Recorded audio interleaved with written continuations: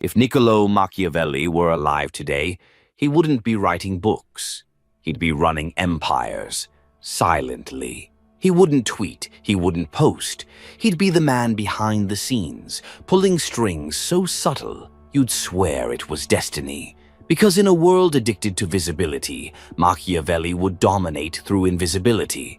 And today, I'm going to show you exactly how. Not with quotes, with doctrine. 21 psychological rules for total control, based on what Machiavelli would do if he were among us now.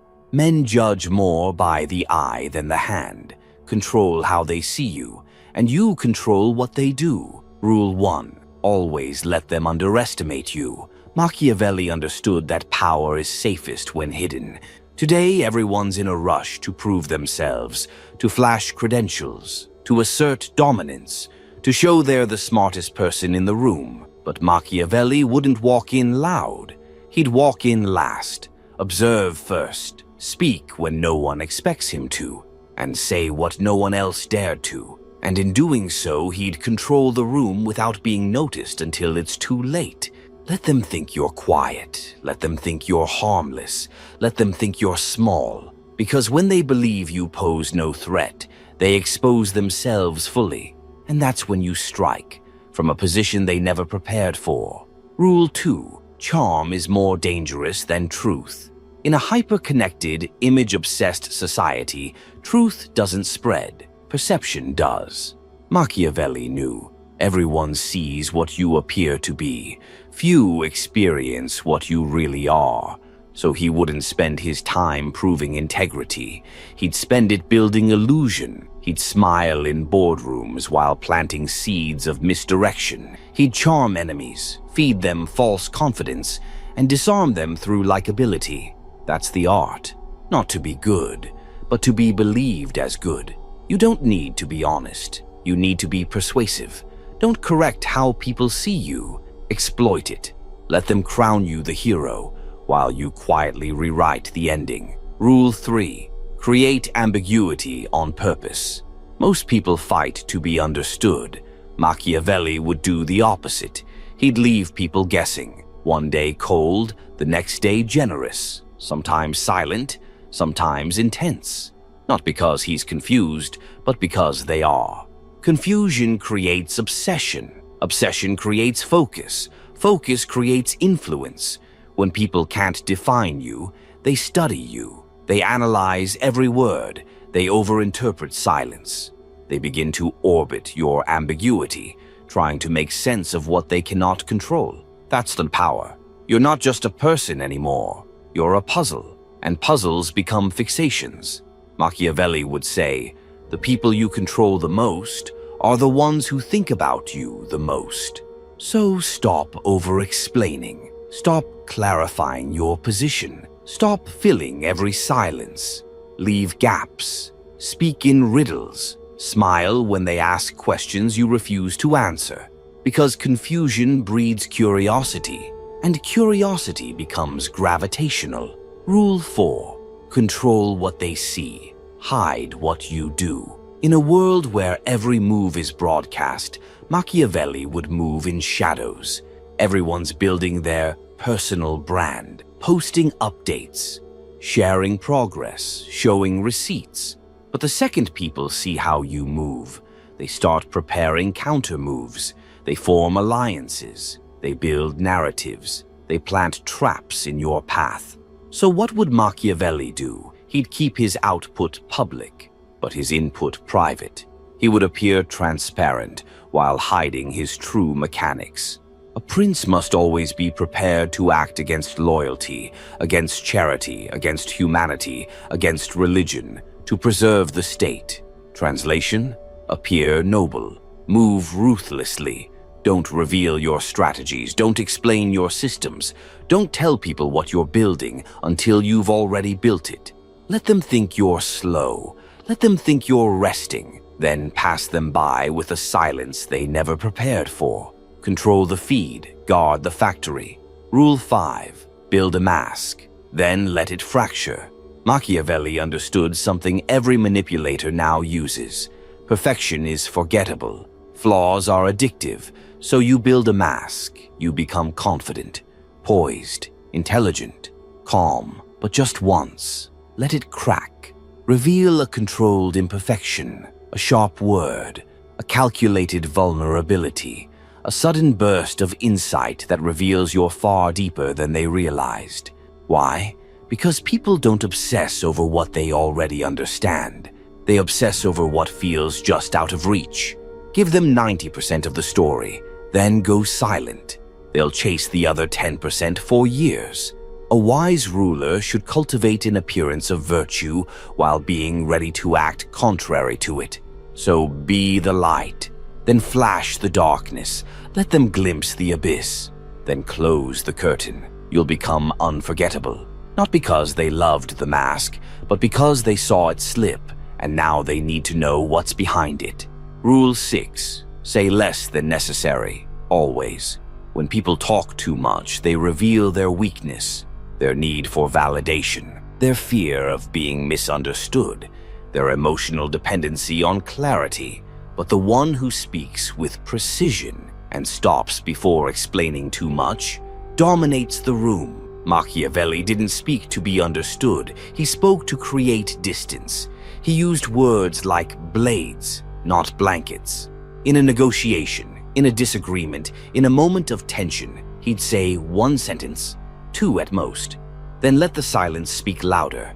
And that silence, that's where the fear begins. Why? Because now they project. They start thinking, what does he know? Why isn't he reacting? What's he planning next?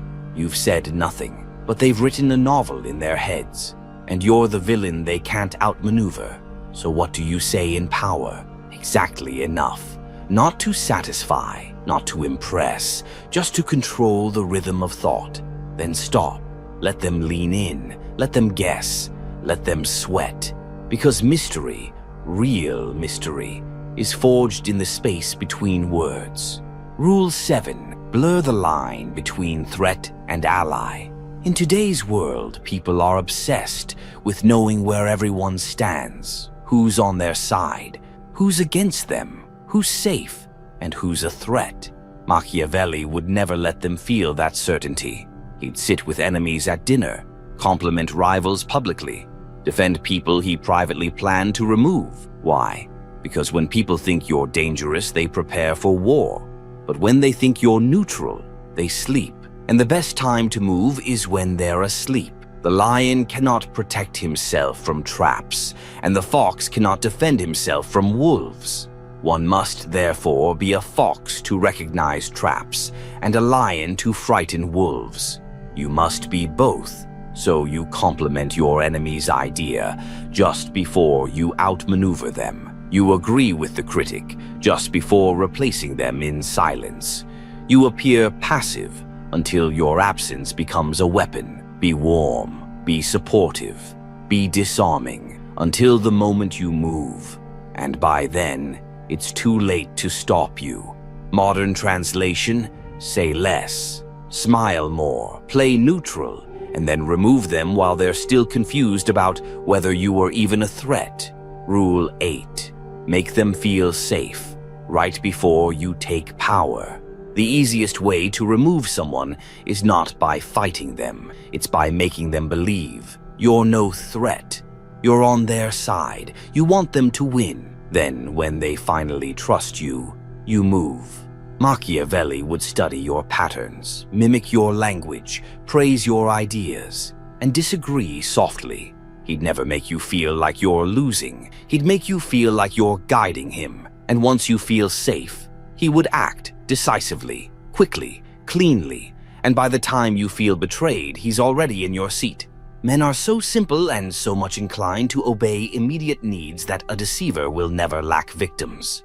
So tell them what they need to hear, show them what they want to see, and take what they never thought you'd touch, all while smiling. Rule 9. Make people dependent, then remove yourself. If Machiavelli wanted to dominate someone, he wouldn't threaten them. He'd help them in ways that slowly, silently created dependence. He'd teach them something no one else could, solve a problem no one else would, provide stability they hadn't earned, become irreplaceable without ever asking for recognition, and then he'd leave. Not in anger, not with revenge, just withdrawal. Why? Because nothing destroys people faster than the sudden absence of what they've grown addicted to. Men are kept honest only by necessity. When they are free to act, they are dishonest. So Machiavelli would become your necessary illusion, the person you thought you didn't need until you lost them. That's how you become unforgettable. Create a void, make them lean on you, then take your hand away mid-step. They won't hate you, they'll hate how much they need you, and spend years trying to fill the space. Rule 10. Weaponize the favor. Most people offer help to be liked. Machiavelli would offer help to create leverage. If he gave you something, he wouldn't let you forget it. He wouldn't collect with force. He'd collect with presence. You'd feel indebted. You'd feel small. You'd feel a psychological imbalance you couldn't fix. And that's the point. You offer them a shortcut, a solution, an advantage. Then you pull back slightly. You don't ask for anything. You just let the imbalance ache until they start paying you back in loyalty, favors, information, or submission. And if they forget, you remind them subtly. Remember that time just once. Enough to make them realize you own a piece of their pride. Favors, when used with patience, become psychological chains, and the longer they stay unacknowledged, the heavier they feel. Rule 11. Manufacture loyalty by letting them betray others for you. People think loyalty is earned by kindness. It isn't. Machiavelli knew the best way to make someone loyal is to get them to compromise for your benefit. You don't force betrayal. You allow it. Let them tell you something they shouldn't. Let them break a small rule in your favor. Let them talk badly about someone to win your approval. You never ask, you never pressure. You just leave the door slightly open, and they walk through it. Now they're tied to you, not by admiration, but by complicity. People protect the things they've compromised for. So when someone betrays others in your direction, they're investing in you. And the more they invest, the less they can afford to lose you.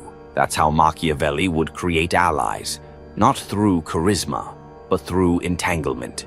Rule 12. Break alliances from the inside. Machiavelli didn't just outmaneuver individuals. He dismantled entire networks. But not by confrontation, by erosion. He wouldn't attack the alliance.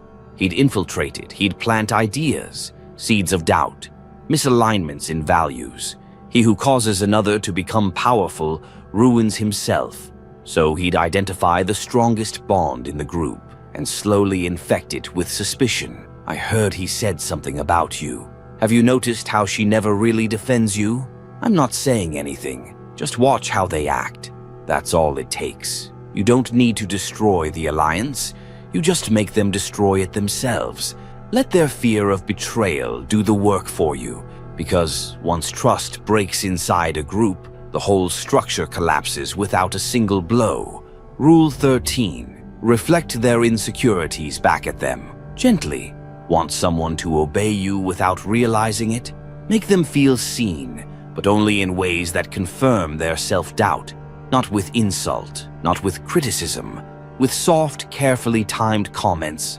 You're really brave, especially for someone who's not used to attention. You always seem to pull through, even when people don't take you seriously. You're doing great, even if your confidence doesn't always show it. What do these statements do? They trigger agreement from their pain. And once you've anchored yourself as the person who understands them, they attach, they defer, they begin to move under your emotional gravity. Machiavelli understood that fear and insecurity are far more effective than threats, because threats trigger defenses. But insecurities, they open the door from the inside, and once you're in, you become the only voice they trust.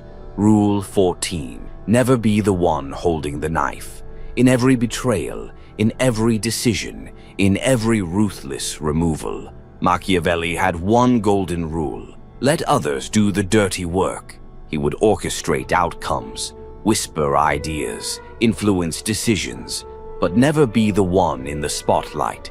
When someone needed to be cut off, he'd make it seem like they were never loyal to begin with. When a rival needed to be removed, he'd let them self-destruct, with just the right amount of provocation. When chaos needed to happen, he'd feed both sides information, then step away before the fire ignited. Why? Because if you're seen as the executioner, you gain enemies. But if you're seen as the inevitable alternative after someone else fails, you gain followers. This is the Machiavellian masterpiece, the illusion of clean hands. You orchestrated everything, you controlled everyone, but no one can prove it. And even if they suspect you, you're already sitting where the last man stood. Rule 15. Say nothing and let them reveal everything. In any room, the most powerful person isn't the loudest. It's the one who says nothing and watches everything. Why? Because silence is a weapon disguised as passivity. Machiavelli would walk into today's world of podcasts, rants, and digital noise, and win by becoming the one person who doesn't broadcast. He wouldn't fill the silence. He'd let others choke on it. Here's how he'd use it. Someone insults you. You say nothing. Someone asks your opinion. You smile and let them keep talking. Someone tries to trigger emotion. You blink, stay quiet, and offer no reaction. That silence, it forces them to speak more. And the more they speak, the more they reveal their doubts, their intentions, their weak spots. You don't have to interrogate them. They'll tell you everything, just to fill the space you've weaponized.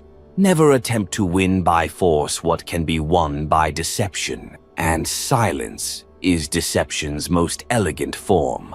Rule 16. Be unpredictable, but only when it matters. Machiavelli would never be erratic, but he would be unreliable in critical moments. Why? Because predictability breeds manipulation. If they always know when you'll reply, they'll control the tempo. If they always know how you react under stress, they'll plan the provocation. If they know you'll always take the high road, they'll walk all over it. But if sometimes you forgive, and sometimes you disappear, if sometimes you speak, and sometimes you let them drown in silence, if sometimes you engage, and sometimes you watch them implode, they will fear you. Not because you're aggressive, but because you're unreadable.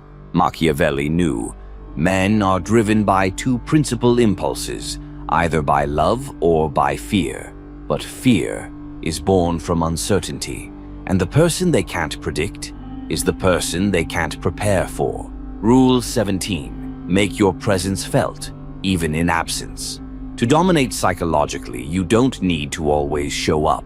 You need to make them feel your impact when you're not around. How? By becoming the standard, the reference point, the shadow in every conversation. They second-guess their choices because of how you used to correct them. They can't celebrate wins because they wonder what you would have done. They don't trust others fully because they remember how precise your judgment was. This is psychological branding, not based on content, based on energy. You imprint your presence by how you behave when you're still in the room, measured, observant, controlled, surgical. So when you're gone, they don't forget you. They compare everyone else to you. Machiavelli wouldn't need to fire people. He'd create such a powerful memory that even in absence, they'd still play by his rules. Rule 18. Never threaten. Let fear do the work. Threats create resistance. Machiavelli never needed to say, "I'll destroy you." He let others wonder if he might. That wondering, that psychological pressure, far more damaging than words. Here's how it works today. You don't say, "I could expose you."